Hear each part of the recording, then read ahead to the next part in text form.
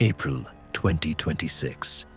The world watches as the US Navy enforces a total blockade in the Strait of Hormuz. But this isn't a new war. It is the final chapter of a 70-year grudge. To understand the missiles of today, we must find the ghosts of 1953 and a single decision that turned allies into blood enemies. Welcome to the channel. Subscribe and turn on notifications so you never miss the next story. And let us know in the comments which story you want us to bring to light. In 1951, Tehran was a different world. It was a city of jazz and Western fashion, and the US saw Iran as its anchor in the East. But beneath the surface, a struggle was brewing. Mohammad Mossadegh, a nationalist leader, made a move that shocked the globe. He nationalized Iran's oil, taking it back from British control. To the West, Mossadegh was a threat to the global order. Britain, desperate to keep its oil wealth, turned to the CIA. The plan was called Operation Ajax. It would be the agency's first attempt at regime change, proving that in the Cold War, democracy was secondary to resources. The shadow of this betrayal would never truly fade. In August 1953, the coup hit the streets. The CIA-funded mobs clashed with Mossadegh's supporters. Tanks rolled through Tehran. By the time the smoke cleared, the democratically elected leader was in chains, and the young Shah, Mohammad Reza Pahlavi, was restored to absolute power by foreign intelligence. The seeds of revolution were planted that day. With Mossadegh gone, the Shah became Washington's most important ally in the Persian Gulf. For the next 2 decades, billions of dollars in American military hardware and industrial investment poured into Iran. The relationship was no longer a partnership between nations. It was a personal alliance between the White House and the Peacock Throne. Ironically, it was the United States that started Iran's nuclear journey. In 1957, under the Atoms for Peace program, Washington provided Iran with its first nuclear reactor and enriched uranium. At the time, no one could have imagined that this gift of technology would one day become the central point of a global conflict. The Shah launched the White Revolution, a massive modernization program. Skyscrapers rose in Tehran, and Western fashion became the norm. But this progress came at a price. Traditional values were cast aside, and the religious heart of the country began to feel like strangers in their own land. The gap between the palace and the mosque grew into an abyss. To maintain this island of stability, the Shah created the Savak. This secret police force, trained by the CIA, became the eyes and ears of the regime. They monitored every university and coffee shop. Dissent was not just discouraged, it was erased. In the silence of the prisons, the screams of the opposition began to harmonize into a revolutionary song. In 1971, the Shah's ego reached its peak. He threw the most expensive party in human history at the ruins of Persepolis. While world leaders feasted on peacock and drank vintage champagne, ordinary Iranians watched in disgust. The King of Kings had become a stranger to his own people. Blinded by the gold of his own palace, the opposition found its face in an exiled cleric, Ayatollah Khomeini. From a small village in France, he smuggled cassette tapes back to Iran. His message was simple. The Shah was a puppet of the great Satan, America. These tapes were duplicated in secret basements, spreading a fire that the Savak couldn't put out. The revolution was coming. By 1978, the island of stability was sinking. A series of protests sparked by an insult to Khomeini in a state newspaper turned into a cycle of mourning and rage. every 40 days, following Islamic tradition.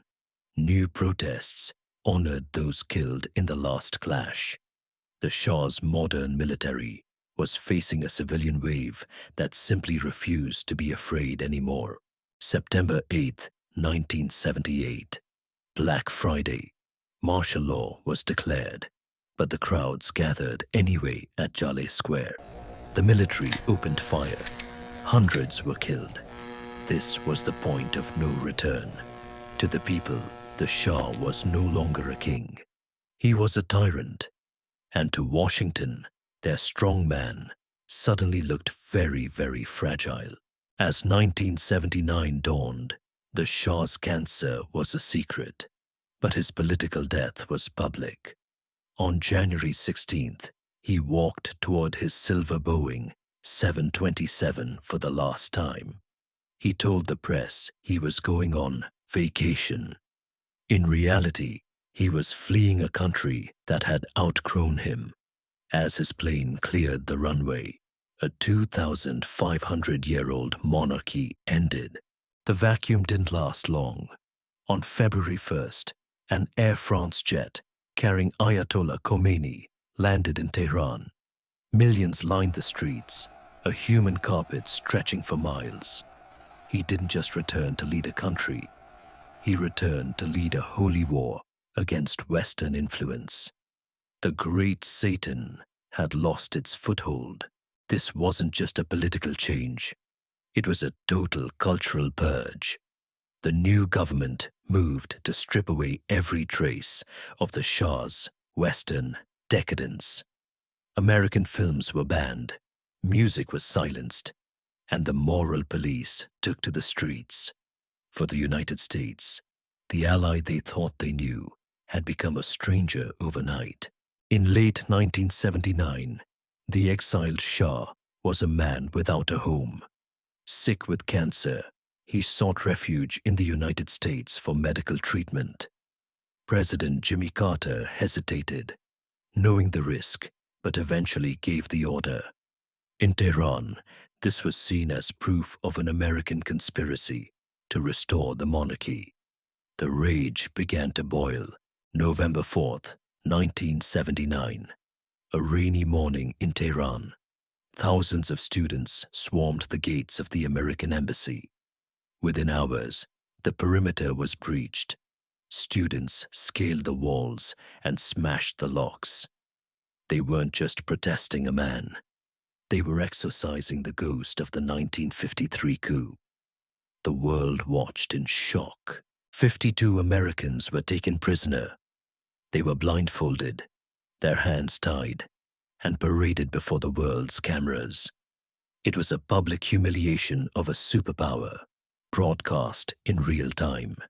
For the Iranian students, it was a victory over the great Satan. For the families in America, it was the start of a living nightmare. For the next 444 days, America was held captive. Every night, news broadcasts began with the count. Day 100. Day 200. The crisis destroyed the Carter presidency and fundamentally changed how Americans viewed the Middle East. Diplomacy was replaced by a yellow ribbon of solidarity and a growing sense of helplessness. In April 1980, the U.S. attempted a rescue mission, Operation Eagle Claw. It ended in disaster in the Iranian desert, a sandstorm, a helicopter crash, and 8 dead American servicemen. To Khomeini, it was divine intervention. To the U.S. military, it was a scar of failure that would take decades to heal. January 20th, 1981. At the exact moment Ronald Reagan was sworn into office, the 52 American hostages were released. For the US, it was a moment of national catharsis. But for Iran, the victory was short-lived. A new threat had emerged on their western border, and a far deadlier chapter was about to begin. In September 1980, Saddam Hussein's Iraq launched a full-scale invasion of Iran. He hoped for a quick victory, over a revolution in chaos. Instead, he triggered an 8-year war of attrition. It was the longest conventional war of the 20th century, a conflict that would define the military DNA of the modern Iranian state. Desperate and isolated, Iran turned to its youth. Thousands of young volunteers, known as the Basij, were sent to the front lines.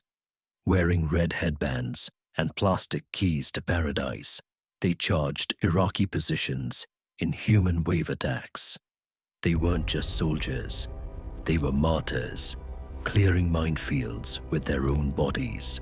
As the war ground on, Iraq began using chemical weapons, mustard gas and nerve agents against Iranian troops and civilians. The world stayed largely silent.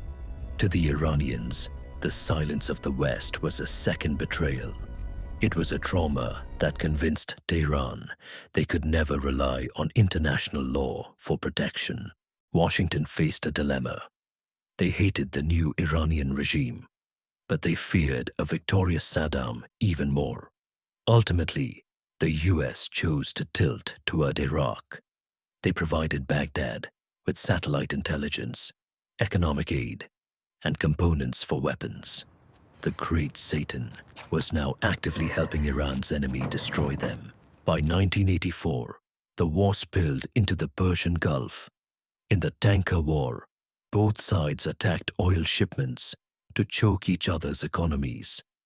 The US Navy intervened to protect the tankers, leading to direct skirmishes with the Iranian Revolutionary Guard. The shadow war was finally moving into the light. On the waves of the Gulf, in April 1988, after a US ship hit an Iranian mine, Washington launched Operation Praying Mantis. It was the largest US naval engagement since World War II. In a single day, the US destroyed half of Iran's operational navy. The message was clear. The US would use overwhelming force to control the Gulf. July 3rd, 1988. A tragic mistake cemented the enmity. The USS Vincennes, locked in a skirmish, mistook Iran Air Flight 655 for an attacking fighter jet. They fired. 290 civilians, including 66 children, were killed. The US called it a tragic accident. Iran called it a deliberate massacre. The wound has never closed. Exhausted and broken, Khomeini finally agreed to a ceasefire in August 1988. He described it as drinking from a poisoned chalice. The war ended where it began, with over 1 million dead and no territory gained. Iran emerged as a scarred, militarized state, convinced that the world was rigged against them. As the 80s closed, the battle lines were set. The US had become the primary obstacle to the Iranian Revolution's expansion. Iran had become a permanent threat to American interests. The two nations were now locked in a Cold War of their own, one that would soon shift from the battlefield to the nuclear laboratory. In the late 1990s, a flicker of hope appeared. President Mohammad Khatami spoke of a dialogue among civilizations, seeking to thaw the ice with the West. For a moment, young Iranians felt a breeze of freedom, but hardliners in both Washington and Tehran were not ready to let go of 40 years of hatred. The bridge was burned before it was even built. The 9/11 attacks changed everything. Despite Iran quietly helping the US against the Taliban, the relationship took a dark turn. In 2002, President George W. Bush labeled Iran part of an axis of evil. To Tehran, it was a declaration of intent. They believed they were next on the list for regime change, and they began to prepare. In 2002, an Iranian opposition group revealed a terrifying secret: a massive underground nuclear facility at Natanz. Iran claimed it was for energy. The US claimed it was for a bomb. The nuclear standoff had begun. It was a high-stakes game of cat and mouse, played out in the desert and the halls of the United Nations. In 2010, the war went digital. A joint US-Israeli cyber weapon called Stuxnet infected Iran's nuclear systems. It was a digital ghost that physically destroyed 1,000 centrifuges. It was the first time in history a computer code caused physical destruction. The shadow war had entered the wires, and there was no turning back. The shadow war wasn't just digital, it was deeply personal. Throughout the early 2000s, Iranian nuclear scientists were targeted in broad daylight. Magnetic bombs and motorcycle assassins turned the streets of Tehran into a spy thriller. Each death was a message to the regime. Your most protected minds are within our reach. Internal pressure was also mounting. In 2009, millions of young Iranians took to the streets to protest a disputed election. It was the Green Movement, the first revolution captured on social media. The US watched from a distance, hesitant to intervene, while the Iranian regime saw the hand of Washington behind every protest. With the 2015 nuclear deal, JCPOA, there was a brief moment of calm. But in 2018, President Trump withdrew the US from the agreement. He launched a maximum pressure campaign designed to starve the Iranian economy. Sanctions returned with a vengeance, and the two nations were once again on a collision course. January 3rd, 2020. The shadow war became an open conflict. A US drone strike in Baghdad assassinated Qasem Soleimani, the architect of Iran's regional power. To the US, he was a terrorist. To Iran, he was a martyr hero. The red flags of revenge were raised, and for a few days, total war felt inevitable. In November 2020, another blow fell. Mohsen Fakhrizadeh, the father of Iran's nuclear program, was killed by a satellite-controlled AI machine gun. It was a feat of high-tech warfare that proved the US and its allies could strike anyone, anywhere. Iran's sense of vulnerability had reached a breaking point. The tension finally boiled over in June 2025. Following a series of provocations, the US launched direct strikes on three major nuclear facilities: Natanz, Fordo, and Arak. President Trump claimed the sites were obliterated. The shadow war was over. The era of direct military confrontation had begun. The June 2025 strikes on Natanz and Fordo sent shockwaves far beyond the desert. Global oil prices tripled overnight as the Strait of Hormuz became a graveyard of tankers. In the West, gas lines returned for the first time in 50 years. The Iran problem was no longer a regional dispute. It had become a threat to the survival of the global economy.